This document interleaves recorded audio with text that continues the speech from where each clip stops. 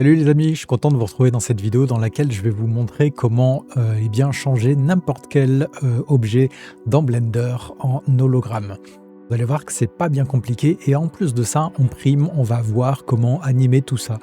Donc je vais vous montrer des techniques un peu particulières aujourd'hui et j'espère que ça va vous plaire. Allez, c'est parti. Alors, on va pouvoir commencer par supprimer tous les objets qui sont présents ici. Donc on peut les sélectionner et faire supr.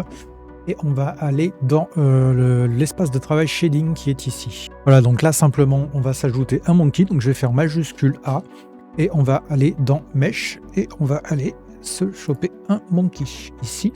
Donc pour l'instant on ne le voit pas parce que ma lumière d'ambiance n'est pas folle. On est ici, vous voyez, dans World Properties, on a juste une couleur grise en guise de lumière. Donc on va simplement cliquer sur la pastille jaune là et on va aller se chercher un sky texture. Voilà, tout de suite ça va mieux. Par contre, nous sommes sous Eevee. On va passer ici dans Render Properties, on va passer sous Cycle. Voilà. On va aller dans Film ici et on va cocher Transparent pour avoir un arrière-plan transparent et ne pas afficher directement le Sky Texture. Et on va revenir ici et on va faire une petite rotation pour notre Sky Texture pour qu'il soit bien orienté. Voilà, 112, 115, c'est des bonnes valeurs. Ensuite, on peut en baisser un peu la force. On peut se mettre par exemple à 0,5. Qu'est-ce que j'ai fait? 0,5 pour la force et pour l'intensité, on peut se mettre à 0,4. Ça va adoucir un peu la manière qu'a la lumière de taper sur l'objet. Ensuite, après avoir sélectionné mon monkey, je vais faire un CTRL 2 pour appliquer 2 subdivisions de surface dessus et on va se faire un petit clic droit Shade Smooth pour adoucir un peu le tout. Donc ici, j'ai pas mis le denoise, on va le mettre. Je me mets hop à 0, on va se mettre un truc bien pour avoir un joli aperçu. Voilà. Donc ceci étant fait, on va maintenant pouvoir cliquer soit sur ici pour la liste des matériaux pour prendre celui de base, soit cliquer sur New en suivant si vous en avez déjà un ou pas. Voilà, je vais cliquer sur celui-là et on va pouvoir commencer. Donc ici, on va pouvoir commencer par ajouter donc la texture qu'on va utiliser de base. Donc pour ça, je vais faire majuscule A. Dans Search, je vais taper Wave. On va aller chercher un Wave Texture. Donc on va pouvoir le placer à peu près ici. On affinera si jamais. Je vous laisse suivre les indications à l'écran pour installer Node Wrangler si vous ne l'avez pas déjà fait. Comme ça vous permettra d'utiliser les mêmes raccourcis que moi pour faire tout ça. Donc là, grâce à Node Wrangler, on va pouvoir faire un CTRL-T, ce qui va nous ajouter un Texture Coordinate et un nœud mapping ici. Et on va se mettre sur Object pour coordonner notre texture. Comme ça, c'est bien en fonction de la forme de l'objet, tout ça, que notre texture va s'afficher sur l'objet. Ensuite, on va commencer par envoyer directement le facteur dans l'alpha de notre principal BSDF. Pourquoi? Eh bien parce qu'on ne va pas vouloir que tout l'objet s'affiche ici. On va vouloir simplement que les parties où on va voir l'hologramme s'afficher, s'affichent tout simplement. Donc c'est pour ça qu'on va enlever directement l'affichage de notre objet en fonction de la texture. Donc là, vous voyez que la texture, en gros, c'est ça. Notre wave, et donc ici ça enlève l'affichage là où il y a les zones noires, hein. Comme vous pouvez le voir, le noir égale aucun affichage et le blanc égale affichage. Voilà, donc on va se remettre sur le principal BSDF. Donc pour vous mettre en aperçu sur chaque nœud, vous l'avez vu ici, hein, j'affiche mes touches, vous faites CTRL majuscule, clic gauche sur un nœud. Donc déjà, on va pouvoir se mettre sur Z ici pour l'afficher dans le sens de la hauteur, parce que c'est ce qu'on va vouloir utiliser le plus. On va peut-être réduire l'échelle pour avoir des bandes beaucoup plus épaisses ici. On peut se mettre, on va se mettre à 1, tiens, pourquoi pas. 1, ça me paraît bien. Donc vous voyez ici, ça nous fait déjà quelque chose de correct. Ensuite, on va vouloir affiner un peu tout ça éventuellement, donc on va se mettre un color ramp. Là, je fais majuscule A dans Search. On va chercher un color ramp que l'on peut mettre ici. OK. Donc on va pouvoir écraser un peu les blancs ici grâce au colorant où on va pouvoir renforcer un peu les zones de noir et les zones de blanc, comme ça pour avoir des bandes un peu plus homogènes et comme ça vous allez pouvoir ajuster l'espace où vous voulez que ça s'affiche, hein, avec le noir. Vous voyez que plus je vais à gauche, moins on a de zones qui s'affichent, plus je vais à droite évidemment, plus ça en enlève. Voilà, donc on va laisser ça, ça nous fait des transitions un peu plus sympas. Et éventuellement, vous pouvez passer en mode de transition B-spline, hein. Ça vient faire quelque chose d'un peu plus, comment dire? D'un peu plus progressif dans les transitions de couleurs. OK. Donc du coup, maintenant, on va directement, se faire plaisir au niveau de l'affichage. On va, le transformer directement en, comment dire? En hologramme et pour ça, on va utiliser l'émission, tout simplement pour, émettre de la lumière. Donc on va envoyer directement ce qui sort de notre colorant dans, la force ici de notre émission et on va pouvoir, changer la couleur ici, de l'émission. Mais comme vous pouvez le voir de base, elle est vraiment très faible. Donc ça, c'est normal. On va devoir renforcer la force, hein. Donc vous voyez qu'ici, on est limité. Pourquoi? Parce qu'on est limité à comment dire? À un spectre entre 0 et 1. On ne peut pas aller au-delà de 1 de base. Donc on va forcer d'aller au-delà de 1. Donc pour ça, on va ajouter un neumat. On va faire majuscule A dans Search. On va aller chercher un neumat. On va se le mettre ici sur, ce fil-là. On va aller chercher un multiply et là, on va booster tout ça. Clac. Donc ça va nous renforcer, l'émission ici. Donc là, pour voir un peu mieux, notre lumière, on va faire un environnement un peu plus sombre parce que là, on a une, forte luminosité. Donc je retourne dans World Properties. En force ici, on va passer éventuellement à 0,1 et en intensité 0,2 peut-être. On va essayer de renforcer ça et on va s'ajouter un, parce que là, c'est vrai qu'on a du mal un peu à se rendre compte, on va rajouter un fog glow directement. On va aller dans compositing ici, on va cliquer sur new. Donc ça nous ajoute ici, de quoi, eh bien, rajouter un effet post-traitement ici et on va faire majuscule A dans search, on va aller chercher un, fog et vous avez fog glow. Donc on va se le rajouter ici. Et donc, on va pouvoir, ici, utiliser ça pour rajouter un effet de glow autour de notre lumière. Donc là, on va retourner sous l'onglet shading, on va cliquer ici et vous voyez qu'ici, on a le moyen d'afficher ce qui sort du compositeur et on va mettre always. Et là, vous voyez qu'on a notre glow qui s'affiche. Alors, il est peut-être un peu fort. Donc on va, aller ici, clac, on va s'ouvrir un nouveau panneau ici. Donc, pour bien suivre, vous allez ici dans l'angle, vous avez une petite croix qui s'affiche, vous cliquez gauche et vous faites glisser sur le côté et vous lâchez. Ça va vous afficher un nouveau panneau. Dans ce menu-ci, on va aller chercher le compositor, donc qui est ici, hop et on va pouvoir comme ça régler directement, tout ça. Donc ici, vous voyez qu'on a la valeur size, on va pouvoir la réduire éventuellement. Ici, on a la qualité, on peut se mettre en high, voilà ici pour, renforcer ça. Après en fonction de votre PC, bah, choisissez ce qui vous plaît le mieux. Mais au moins vous voyez comme ça, on a vraiment une lumière très, très sympa, pour faire notre hologramme. OK. Du coup, maintenant qu'on a ça, on va vouloir, eh bien, rajouter un peu des détails parce qu'un hologramme, c'est rarement, aussi, précis que ça. Aussi propre que ça. Donc déjà, on peut, vous voyez, affiner, comme on le disait, les bandes. Et ici, on va rajouter peut-être un peu de distorsion sur nos bandes. Donc on va y aller progressivement pour voir eh bien, les valeurs. Et pour y aller progressivement, vous pouvez garder, appuyer la touche majuscule en faisant clic gauche dessus. Vous voyez qu'on peut y aller comme ça tranquillement. Et là, vous voyez qu'on commence à avoir une valeur qui est quand même assez sympa. Donc je vais hop, réélargir un peu ici.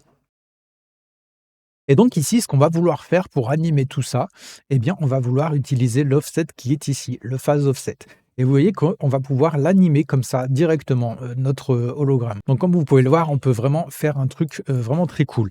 Mais on va pas s'arrêter là parce qu'en fait, ça manque un peu de détails. Comme vous pouvez le voir, ça reste, c'est déjà assez cool, mais on va, essayer de renforcer un peu tout ça. Donc on va se mettre un bleu un peu plus fort, prononcé. Je trouve que c'est plus sympa quand même et on va peut-être baisser un peu l'intensité quand même. C'est vachement fort. Voilà, on est pas mal. OK, donc ce qui serait sympa, c'est d'avoir des zones plus ou moins fortes ici. Donc ce qu'on va faire, c'est qu'on va mixer notre wave avec un noise, tout simplement, pour faire des zones plus ou moins fortes au niveau de la luminosité. Donc on va rajouter un noise texture, donc majuscule A. Ici, on va se chercher un noise texture. On va se le mettre ici en dessous. Hop, clac, et on va envoyer le même vecteur ici pour notre noise. Et on va dupliquer notre color ramp ici, on va faire majuscule D après l'avoir sélectionné, on va l'amener en dessous ici, et on va envoyer le facteur dans l'autre color ramp ici. Ensuite, on va vouloir mixer nos deux color ramp ici pour mixer à la fois notre wave et notre noise. Donc notre wave, c'est ça, et notre noise, c'est ça. Donc on va d'ailleurs réduire l'échelle, on va se mettre peut-être à 2, je pense que 2 peut être pas mal. On va déjà tester comme ça, puis on affinera, si besoin. Donc on va faire contrôle majuscule clic droit sur un des nœuds et on va faire glisser sur l'autre et grâce à notre Wrangler, ça va nous ajouter directement un mix ici. Donc ce qu'on va vouloir faire ici, c'est aller directement sur un linear light qui va nous permettre de vraiment mixer les 2. Alors le linear light ne me va pas trop au final, on va essayer d'autres qui pourraient être plus sympas. Le soft light est pas mal. Comme vous pouvez le voir, ça fait un joli mix. Je pensais que le linear light pourrait aller bien, mais je trouve que le soft light là va beaucoup mieux en fait. OK, on va rester là-dessus et je trouve que c'est mieux. Vous voyez qu'après vous pouvez, renforcer les blancs ici éventuellement si vous voulez des bandes un peu plus propres, mais je trouve que ça rend quand même mieux comme ça. On a un meilleur rendu et donc ici, on va pouvoir animer avec notre phase offset ici et pour notre noise ici, eh bien on va pouvoir, éventuellement utiliser alors on va utiliser un nœud mapping éventuellement parce que ici vous avez la 4D qui vous rajoute une valeur W. Mais en fait, il faut savoir que cette valeur W est assez coûteuse en termes de ressources sur un PC. Donc, si on peut éviter de l'utiliser pour, faire une animation, c'est quand même top. Même si c'est vrai qu'au terme de rendu, c'est que le top. Donc vous pourriez utiliser la valeur W qui est ici et vous voyez, ça fait, bouger notre noise, de manière, très jolie. Mais on va tester une autre, technique, vous allez voir, pour essayer d'éviter d'utiliser, celui-là. Donc on va relier directement notre object ici à notre, wave parce que lui, il a, le phase offset et on va utiliser notre nœud mapping ici, pour utiliser la valeur Z qui est ici dans la localisation et vous voyez qu'on va la faire bouger également comme ça.